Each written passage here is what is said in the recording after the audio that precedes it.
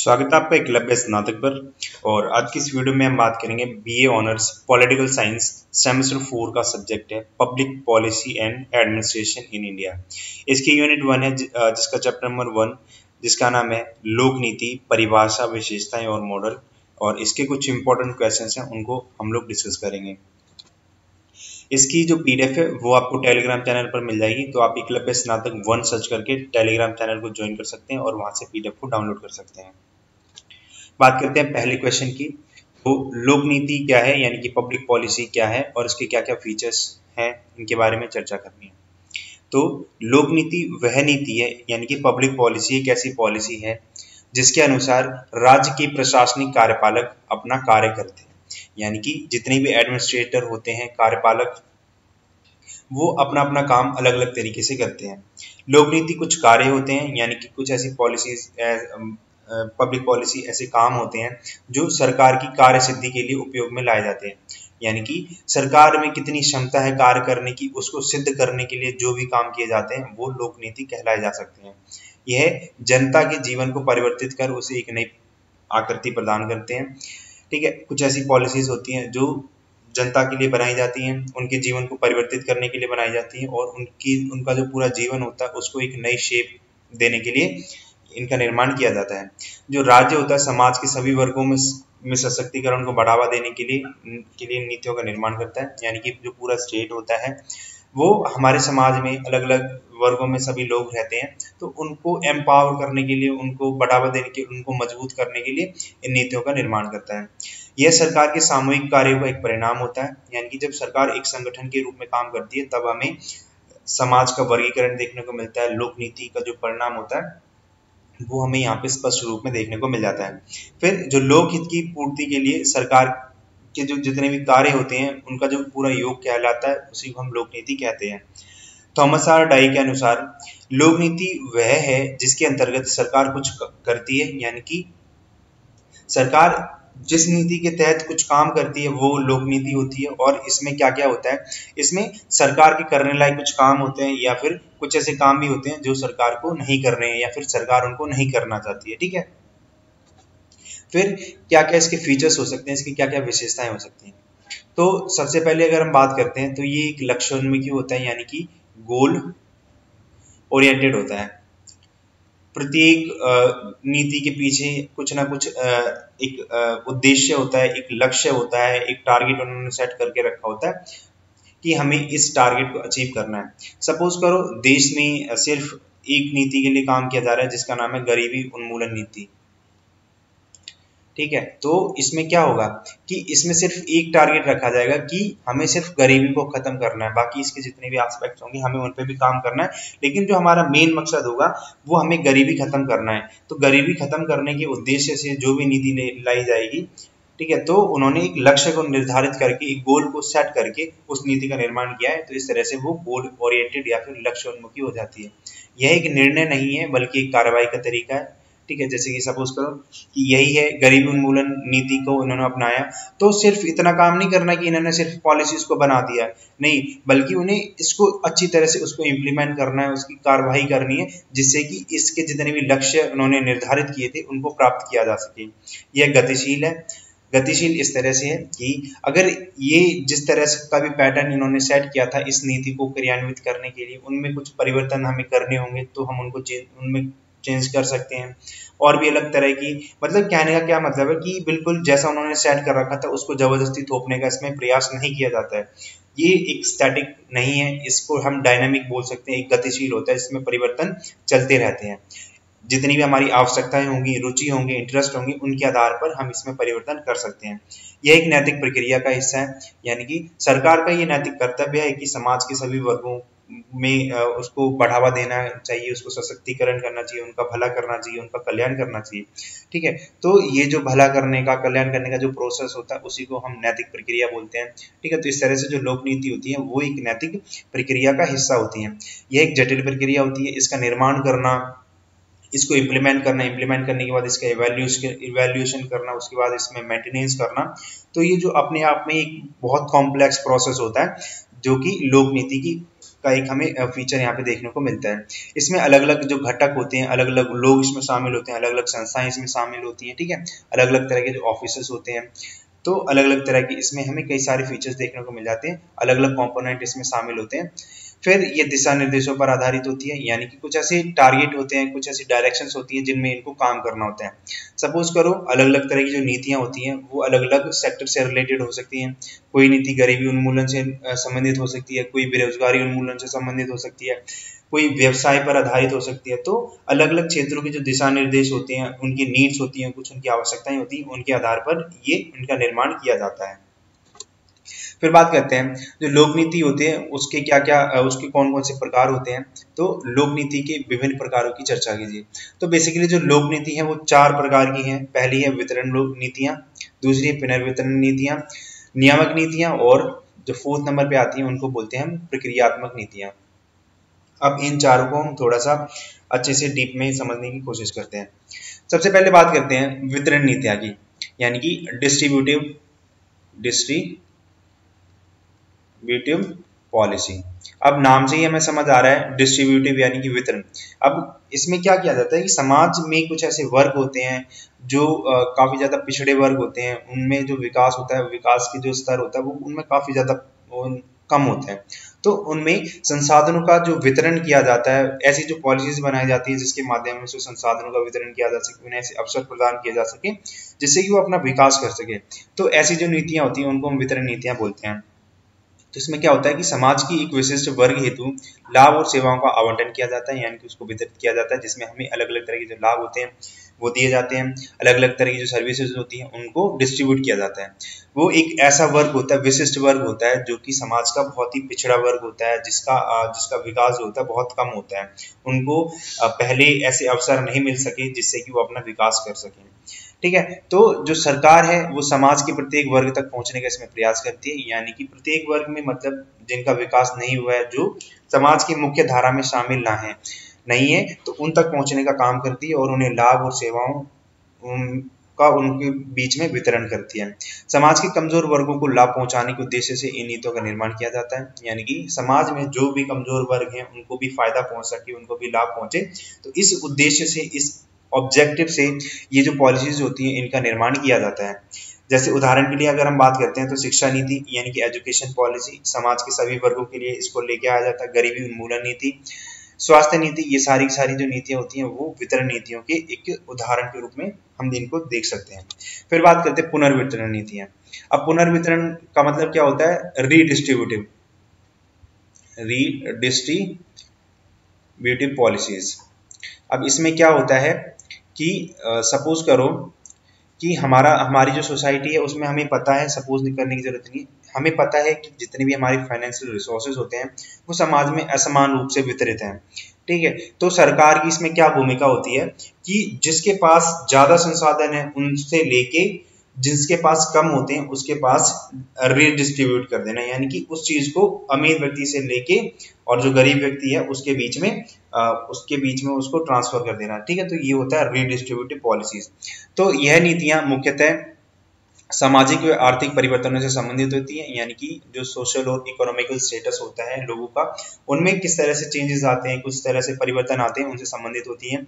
यह नीतियां देश की अर्थव्यवस्था का प्रबंधन करती हैं, यानी कि जो हमारी जीडीपी होती है उसका मैनेजमेंट करती हैं। उसके बाद जो कुछ संपत्ति होती है, कुछ लाभ ऐसे होते हैं जो समाज के कुछ क्षेत्रों के बीच असमान रूप से विभाजित होता है। अभी मैंने आपको बताया था कि कुछ ऐसी संपत्तियां होती हैं, कुछ ऐसे विशेष लाभ होते हैं जो समाज के कुछ क्षेत्रों में असमान रूप से असमान, ठीक है, तो ये है असमान रूप से वितरित होते हैं, यानी कि एक प्रॉपर वे में सभी लोगों में इक्वली डिस्ट्रीब्यूटेड नहीं होते हैं। तो इसलिए सरकार क्या करती है, इनका पुनर्वितरण करती है जहां पर इनकी ज्यादा आवश्यकता होती है। यानी कि किसी गरीब व्यक्ति के पास में अगर 100 रुपए है, किसी अमीर व्यक्ति के पास में 100 रुपए है, एक अमीर व्यक्ति है और दूसरा यहाँ पे है गरीब व्यक्ति।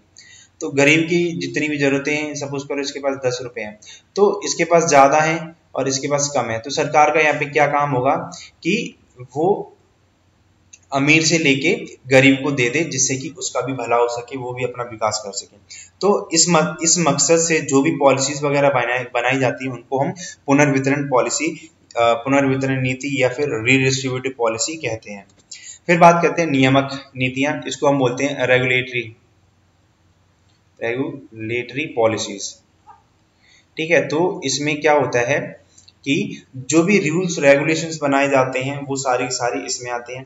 यह नीतियां आधिकारिक रूप से प्रशासनिक व्यवस्था के नियंत्रण की अनुमति देती हैं, यानी कि कुछ ऐसी एजेंसियां होती हैं जो कि हमारा जो एडमिनिस्ट्रेटिव सिस्टम होता है उस पर कंट्रोल कर सकती हैं, किस तरह से हम काम करते हैं, कि जो ये नीतियां होती हैं उनके माध्यम से जो नागरिकों के व्यवहार होते हैं उसको प्रतिबंधित या फिर सीमित किया जा सकता है।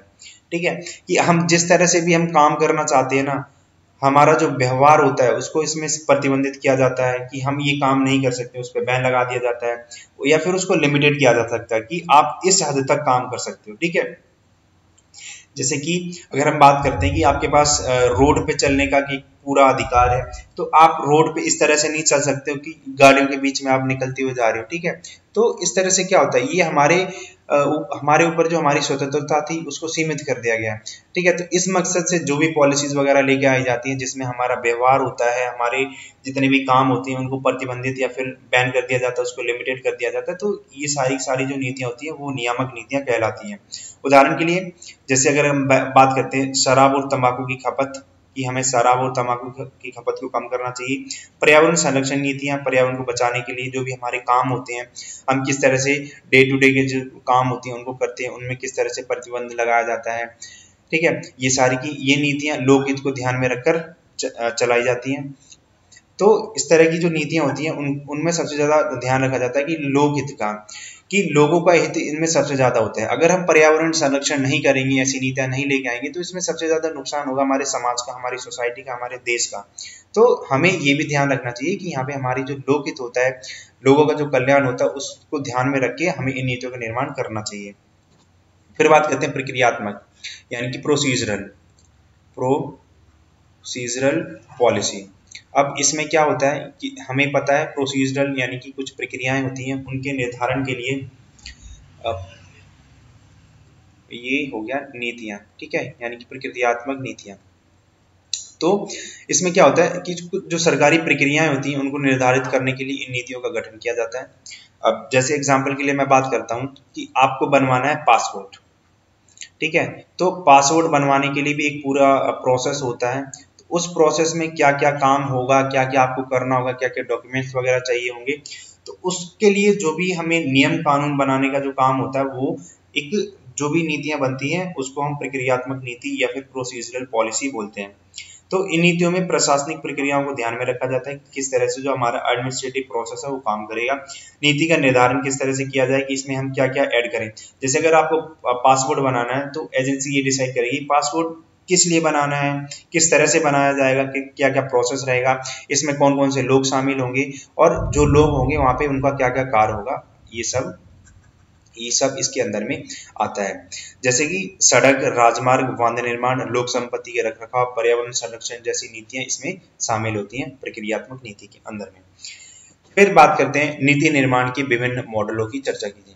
ठीक है, अलग अलग जो मॉडल्स होते हैं उनके बारे में डिस्कस करेंगे। तो बेसिकली 9 मॉडल इसमें होते हैं। एक होते हैं प्रक्रिया मॉडल, संस्थागत मॉडल, तर्कसंगत मॉडल, अभिजात वर्ग मॉडल, अभिवृद्धिशील मॉडल, समूह मॉडल, सार्वजनिक विकल्प मॉडल और व्यवस्था मॉडल, खेल सिद्धांत। ठीक है, तो ये कुछ 8-9 मॉडल है, लेकिन इसमें से जो हमें इंपॉर्टेंट है वो 4 पढ़नी है। एक प्रक्रिया मॉडल, संस्थागत मॉडल, तर्कसंगत मॉडल और अभिजात वर्ग मॉडल। ठीक है, तो ये 4 इंपॉर्टेंट है, हम इन चारों को डिस्कस करेंगे। सबसे पहले बात करते हैं प्रक्रिया मॉडल की, यानी कि नीति का किस तरह से हमें फॉर्मुलेशन करना चाहिए, किस तरह से उसका निर्माण करना चाहिए। तो बेसिकली यहाँ पे 5 जो पूरे स्टेप हैं उनको बताया गया है। तो सबसे पहले होता है समस्या की पहचान करना, कि हमें जो नीति है वो बनानी किस पे है, कौन सी समस्या होती है उस पे नीति हमें बनानी है। देश में किस तरह की जो समस्याएं चल रही हैं, समाज में किस तरह की समस्या उत्पन्न हो रही है जिसपे हमें नीति बनानी होती है। ठीक है, तो सबसे पहला स्टेप होता है कि हमारी जो प्रॉब्लम होती है उसको आइडेंटिफाई करना, यानी कि प्रॉब्लम आइडेंटिफिकेशन। उसके बाद में क्या होता है कि जो भी कार्य सूची होती है उसकी स्थापना, यानी कि एजेंडा सेटिंग, कि हमें एजेंडा तैयार करना है कि हमें इस समस्या से ग्रसित समाज को निकालना है। ठीक है, इस उद्देश्य को हमें इसमें शामिल करना है। तो ये जो एजेंडा पूरा होता है, एजेंडा सेट करने का काम होता है, वो दूसरे स्टेप में होता है, स्टेप 2 में। फिर आता है हमारा नीति का निर्माण करना, कि हमें अलग अलग तरह के जो नियम कानून होते हैं वो इसमें बनाने के लिए दिए जाते हैं, कि किस तरह से इन नीतियों को लागू किया जाएगा। जो पूरा मसौदा, एक जो ब्लूप्रिंट होता है ना, वो सारा का सारा इसी में आता है। नीति बनाने से लेके उसको पास करने तक का, पूरा क्रियान्वयन करने का जो काम होता है वो यहाँ तक किया जाता है।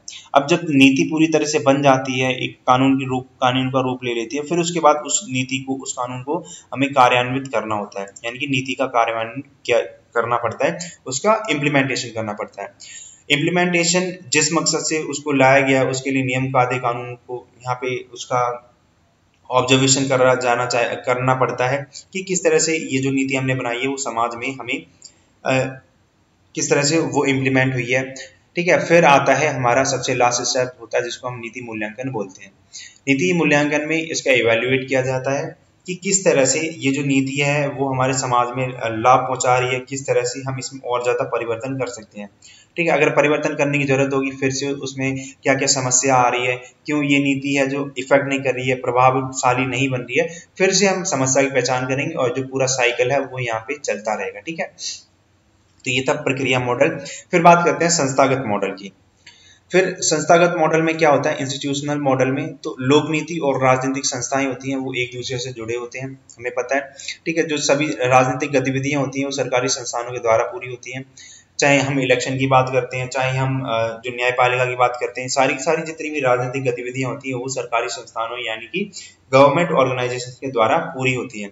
एक नीति तब तक लोक नीति नहीं बन पाती है जब तक उसे सरकारी संस्थानों द्वारा अंगीकार कार्यान्वित नहीं किया जाता है।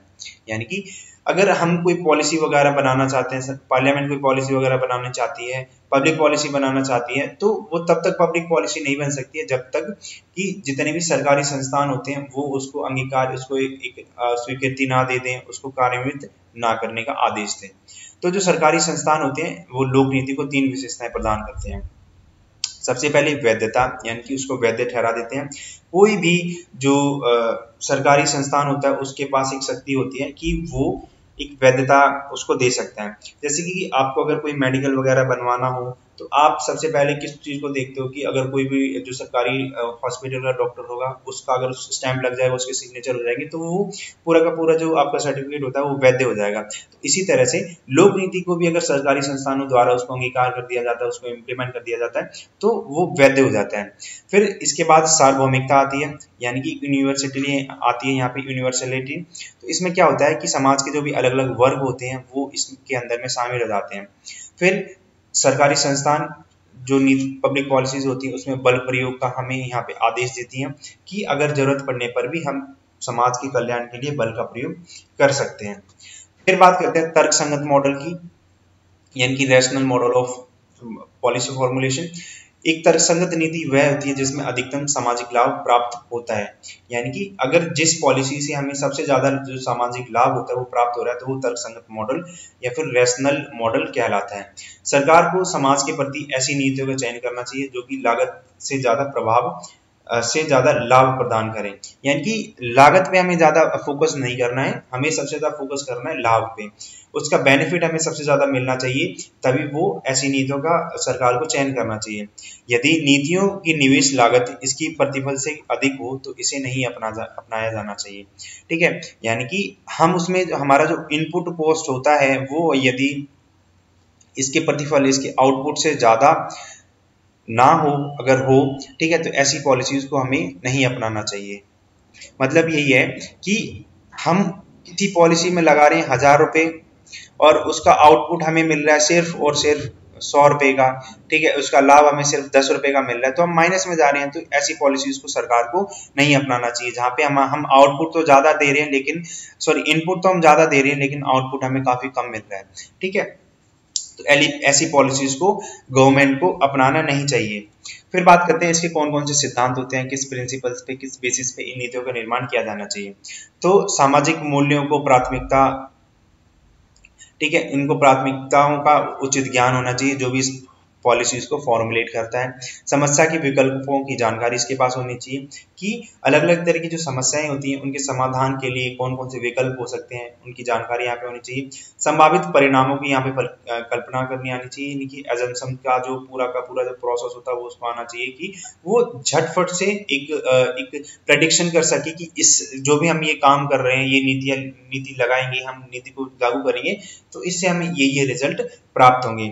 जो लागत और लाभ का विश्लेषण होता है वो करने में सक्षम हो सके कि हम इतना पैसा इसमें लगा रहे हैं और क्या हमें उस पैसे के बराबर या उस पैसे से ज्यादा, उस पैसे के आसपास में हमें लाभ मिल रहा है। तो इस तरह से जो पूरा एनालिसिस करने का जो काम होता है वो उस बंदे को आना चाहिए।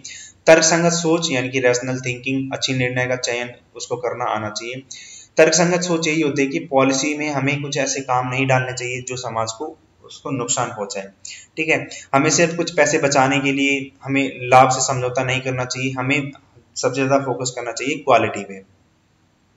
जो अच्छे निर्णय होते हैं उसका चयन करना आना चाहिए, एक जो अच्छी समझ होती है उस व्यक्ति के पास में होनी चाहिए। फिर बात करते हैं अभिजात वर्ग मॉडल की। अभिजात वर्ग कुछ ऐसा एलाइट मॉडल जिसको हम बोलते हैं, समाज का एक ऐसा वर्ग होता है जो कि काफी ज्यादा रिच होता है। तो यह नीतियां अभिजात वर्ग की प्राथमिकताओं का परिणाम होती हैं, यानी कि जो भी प्रायोरिटीज दी जाती हैं अभिजात वर्ग के द्वारा, जो भी रिच सोसाइटी होती है, रिच लोग होते हैं हमारी सोसाइटी के, तो उनकी जो भी प्रेफरेंसेस होती हैं, उनकी जो प्रायोरिटीज होती हैं, उनका परिणाम होती हैं, उनके द्वारा जो नीतियों, उनकी जो आवश्यकताएं होती हैं उनकी पूर्ति करने के लिए जो भी नीतियां बनाई जाती हैं वो इस मॉडल के तहत आती हैं। यह अभिजात वर्ग के हितों को दर्शाता है, यानी कि उनके इंटरेस्ट को दिखाता है। नीतियों के माध्यम से अभिजात वर्ग के जितने भी लक्ष्य होते हैं उनको प्राप्त करने का प्रयास किया जाता है। कुछ जो लोक अधिकारी होते हैं, लोक अधिकारी एवं प्रशासक केवल अभिजात वर्ग द्वारा तय की गई नीतियों को पूरा करते हैं। ठीक है, जितने भी पब्लिक एडमिनिस्ट्रेटर होते हैं, जितने भी ऑफिसर्स होते हैं, वो अभिजात वर्ग, कुछ ऐसे अमीर लोग होते हैं, उनके द्वारा तय की गई नीतियों को पूरा करते हैं, उनकी कामों को पूरा करते हैं। लोक नीति में अभिजात वर्ग के निर्णय लेने की व्यवस्था को दिखाने के लिए इसका विकास किया गया है, यानी कि समाज पे जितने भी अमीर लोग होते हैं उनका दबदबा दिखाने के लिए, इस व्यवस्था में उनकी पहुंच को दिखाने के लिए ये जो मॉडल था उसका निर्माण किया गया था। और आज की इस वीडियो में बस इतना ही है। अगर आपको कोई भी डाउट हो तो आप कमेंट करके पूछ सकते हैं, और इसकी जो PDF है वो आपको टेलीग्राम चैनल पर मिल जाएगी, तो आप वहां से इसको डाउनलोड कर सकते हैं।